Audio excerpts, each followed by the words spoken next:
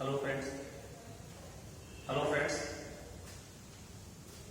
This is M.R. Manjuswamy from Sankalpa College, Gangavati. As you know, in the earlier videos, we have discussed about the fundamental issues of the partnership offer. Like what is the meaning of a partnership offer? What is the definition of a partnership offer? What are the features of partnership offer? What is partnership deed? What are the contents of a partnership deed? And also we have discussed what are the drawings. According to the provision, how to calculate the interest on drawings. And you know, there are three methods to calculate interest on drawings. One is simple method, second one is the product method, third one is shortcut method. And all these three methods we have applied to calculate interest on drawings. Today we shall concentrate on the another topic from the fundamentals of the partnership offer is the profit and loss appropriation account. In this topic we cover like the meaning of partnership, P&L appropriation account, why the P&L appropriation account is prepared and how it is prepared, what are the records or entries made to this P&L appropriation account. Okay, let us discuss one by one. So, what is the meaning of profit and loss appropriation account? Profit and loss appropriation account is nothing but an extension of the P&L account. So, this is a simple meaning. Say profit and loss appropriation account is an extension. Extension means after the profit and loss account it is prepared, so it is called as extension of the profit and loss account. And you must understand, this P&L appropriation account is not prepared after the trading account. It is prepared only when the P&L account is ended. It means in the final accounts of partnership offer, we come across there are three final accounts. One is trading account, second is the P&L account, third one is profit and loss appropriation account. After that, a statement like financial statement or position statement like balance sheet will be prepared. So this P&L appropriation account is prepared after the trading account preparation, after the P&L account preparation.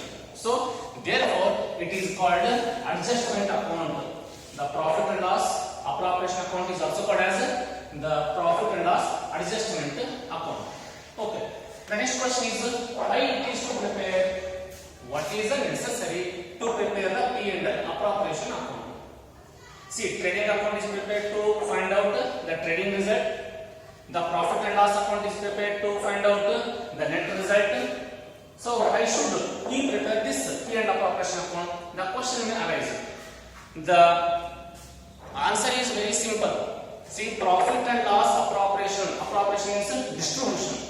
Appropriation means allocation. What to allocate? Either the profit or the losses to be allocated. ಲಾಭ ಅಥವಾ ನಷ್ಟವನ್ನ ಪಾಲುದಾರರ ಮಧ್ಯೆ ಹಂಚಿಕೆ ಮಾಡಿಕೊಳ್ಳೋದಕ್ಕೆ ನಾವು P&L ಅಪ್ರಾಪರೇಷನ್ ಹಂಚಿಕೆ ಮಾಡೋದು. So ಈ account ಹಾಕ್ತೀವಿ ಅಂತ ಪ್ರಶ್ನೆ ಬರುತ್ತೆ. ಈ ಅಕೌಂಟ್ ಯಾಕೆ ಹಾಕಬೇಕು?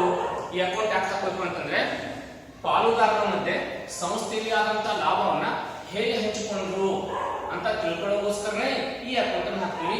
ಸೊ ಹೀಗಾಗಿ ನಾವು ಪ್ರಾಫಿಟ್ ಅನ್ನು ಹಂಚಿಕೆ ಮಾಡುವ ಖಾತೆ ಅಂತೀವಿ ಅಥವಾ ಪಾಲುದಾರರ ಮಧ್ಯೆ ಹೊಂದಾಣಿಕೆಯ ಖಾತೆ ಅಂತಾನೂ ಕರಿತೀವಿ. So the necessary or the need to prepare the P&L appropriation account is just to find out how the profit or losses of the firm is allocated between the partners. So this is the reason. The next topic is how to prepare. How means in which manner to prepare. So you should remember the profit and loss appropriation account is prepared at the end of each year. At the end of each year, ಪ್ರತಿ ವರ್ಷದ ಕೊನೆ ತಾರೀಕಿಗೆ ಇದನ್ನು ಹಾಕ್ತೀವಿ. ಮತ್ತೆ ಹೇಗೆ ಹಾಕಬೇಕು? It is prepared in T shape. ಇದನ್ನ ಟಿ ಶೇಪ್ ಹಾಕ್ತೀವಿ. It is just like A profit and loss account only. ಇದು ಪ್ರಾಫಿಟ್ ಅಂಡ್ ಲಾಸ್ ಅಕೌಂಟ್ ಇದ್ದಂಗೆ ಇರುತ್ತೆ. Okay. Next topic is what are the entries made. ಇದರೊಳಗೆ ಏನು ಬರೀಬೇಕು? Right. In this P&L appropriation account we will record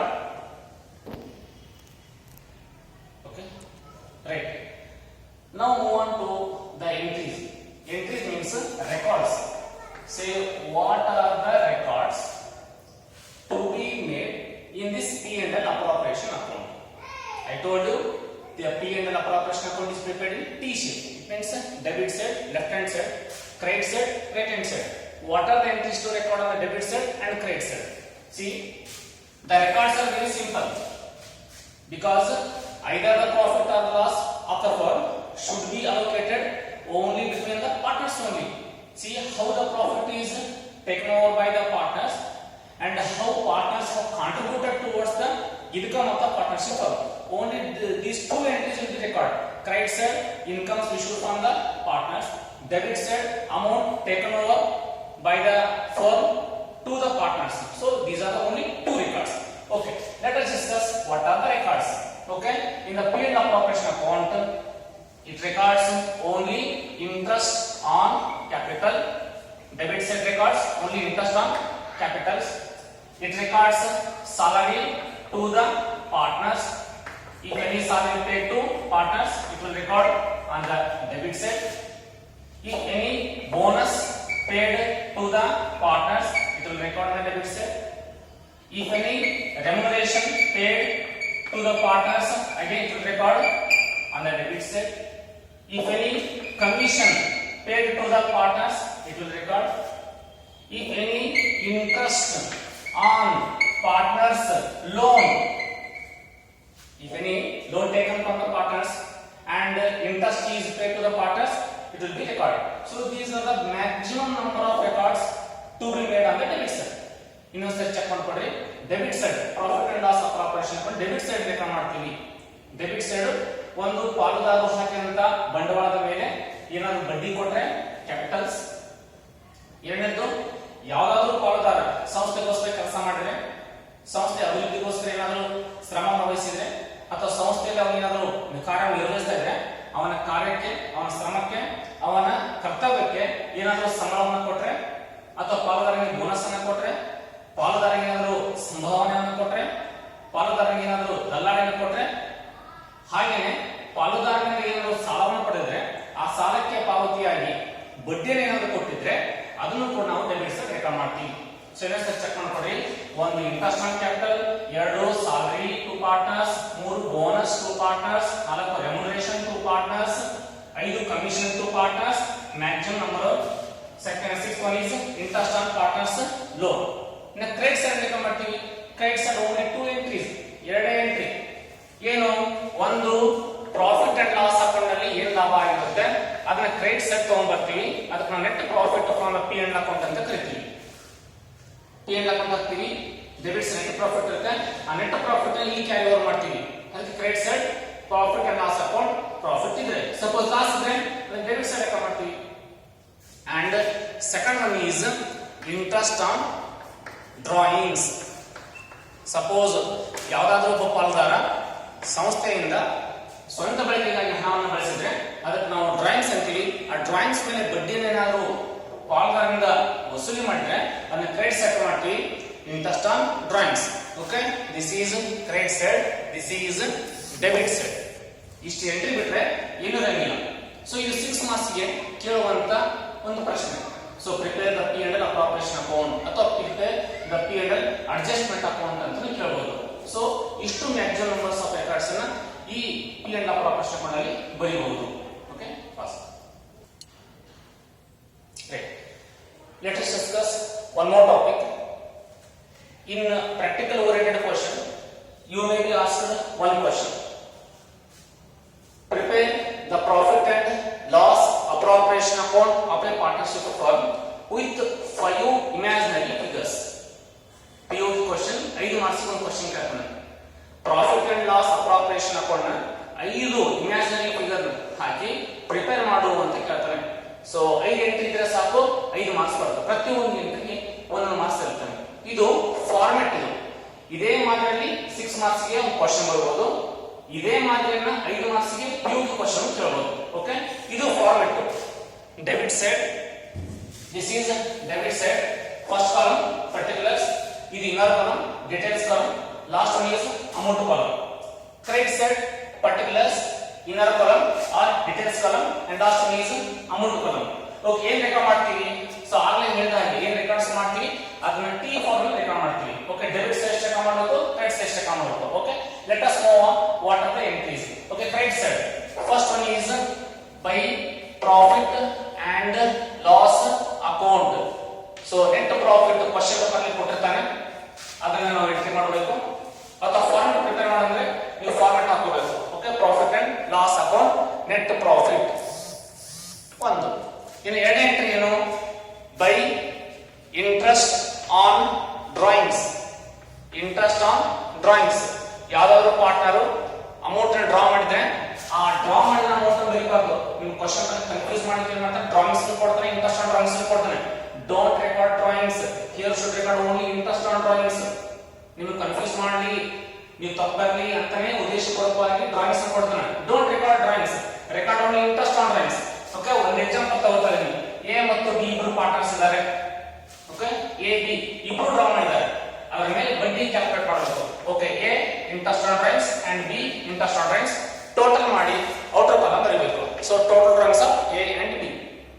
okay, drawings of A and drawings of B. Okay, these are two entries, only two entries on the credit side. Okay, debit side ಲೆಕ್ಕ ಮಾಡೋಣ. Debit side ನೋಡಿ. Okay, debit side to interest on capital. Interest on capital, A ಮತ್ತು B ಇಬ್ಬರು partners ಇದ್ದಾರೆ. ನೀವು question ಮತ್ತೆ confuse ಮಾಡಿ ಕೇಳ್ಕೊಳ್ತಾನೆ. Capital introduced by both partners will be given. Don't record capital. ಅಲ್ಲಿ ಡ್ರಾಯಿಂಗ್ಸ್ ಅನ್ನ ರೆಕಾರ್ಡ್ ಮಾಡಿಲ್ಲ, ಹಾಗೇನೆ ಕ್ಯಾಪಿಟಲ್ ರೆಕಾರ್ಡ್ ಮಾಡಬಾರ್ದು. ಓನ್ಲಿ ಇಂಟ್ರೆಸ್ಟ್ ಕ್ಯಾಲ್ಕುಲೇಟ್ ಮಾಡಬೇಕು. ಇಂಟ್ರೆಸ್ಟ್ ಎಷ್ಟು ರೆಕಾರ್ಡ್ ಮಾಡಬೇಕು? ಎ 1 ಲಕ್ಷ ಹಾಕಿದ್ರೆ ಡೋಂಟ್ ರೆಕಾರ್ಡ್, ಬಿ 1 ಲಕ್ಷ ಹಾಕಿದ್ರೆ don't record, only record interest on capital. So ಹೀಗೆ ಎ ಎಷ್ಟು ಕ್ಯಾಪಿಟಲ್ ಹಾಕಿದರೆ ಅದರ ಮೇಲೆ ರೇಟ್ ಆಫ್ ಇಂಟ್ರೆಸ್ಟ್ ಎಷ್ಟು, ಇಷ್ಟೇ ಕ್ಯಾಲ್ಕುಲೇಟ್ ಮಾಡಬಹುದು. What is the capital of A and what is the rate of interest? In question will ಕೊಡ್ತಾನೆ 10%, 20% ಅಂತ. 20 or 100, you will get interest on capital. At any cost, don't record capital. Okay, a interest ಎಷ್ಟು ಬರುತ್ತೆ calculate ಮಾಡಬೇಕು. In the same way, b interest to be calculated and total will be taken into outer column. So this is the first entry. Interest on capital. Capital record ಮಾಡಂಗಿಲ್ಲ, only interest ಅನ್ನು record ಮಾಡಬೇಕು. Okay, next ಏನು? ಎರಡನೇ entry to salary to the partners. ಯಾವ್ದಾದ್ರು partner salary ತಗೊಂಡು ಹೋಗ್ತಾ ಇದ್ರೆ, for example ಇಬ್ಬರು ಪಾರ್ಟ್ನರ್ಸ್ ಎ ಬಿ, ಎ ಅಷ್ಟೇ ಸಾಲ ತಗೊಂಡು ಹೋಗ್ತಾ ಇದ್ದಾರೆ, ಎ ಸಾಲ ಅಷ್ಟೇ ರೆಕಾರ್ಡ್ ಮಾಡಬೇಕು. ಒಂದ್ ವೇಳೆ ಕ್ವಶನ್ ಪೇಪರ್ ಅಲ್ಲಿ ಸಾಲರಿ ಪರ್ ಮಂತ್ ಕೊಟ್ಟಿದ್ರೆ, ಕ್ವಶನ್ ಪೇಪರ್ ಒಂದ್ ವೇಳೆ ಸಾಲರಿ ಪರ್ ಮಂತ್ ಕೊಟ್ಟಿದ್ರೆ ಅದನ್ನ 12 ತಿಂಗಳಿಗೆ ಕ್ಯಾಲ್ಕುಲೇಟ್ ಮಾಡ್ಕೋಬೇಕು. ಯಾಕಂದ್ರೆ ನಾವು ಪಿ ಅಂಡ್ ಅಪ್ರಾಪರೇಷನ್ ಅಕೌಂಟ್ ಹಾಕೋದು ವರ್ಷದ ಕೊನೆಗೆ, ಒಂದು ವರ್ಷಕ್ಕೆ 12 ತಿಂಗಳಿಗೆ.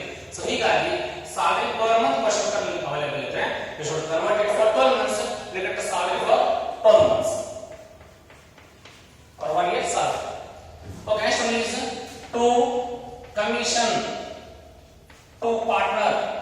ಯಾವ್ದಾದ್ರು ಪಾರ್ಟ್ನರ್ಸ್ ಗೆ ಕಮಿಷನ್ ಕೊಟ್ಟಿದ್ರೆ, ಸಪೋಸ್ ಬಿ ಕೊಡ್ತಾ ಇದ್ದಾರೆ ಅನ್ಕೊಳ್ಳಿ, ಬಿ ಎಷ್ಟೇ ಕ್ಯಾಲ್ಕುಲೇಟ್ ಮಾಡಬೇಕು ಅಥವಾ ಕ್ವಶನ್ ನೇರ ಕೊಟ್ಟಿರ್ತಾನೆ ಅಷ್ಟೇ ಲೆಕ್ಕ ಮಾಡಬೇಕು.